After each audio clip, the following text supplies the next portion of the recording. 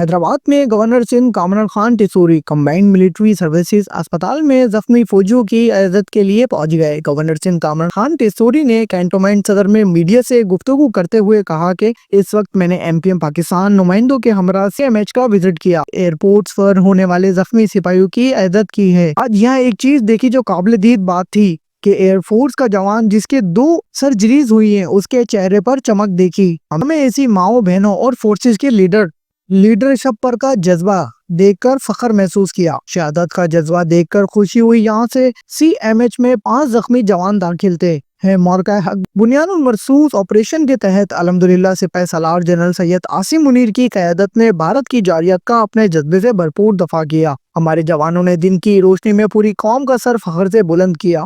Major اور lieutenant kernels اپنے بچوں سے، اپنی بیگمات سے آخری ملاقات کر کے جا رہے تھے، کیونکہ سبھی کے دل میں جذبہ شہادت تھا۔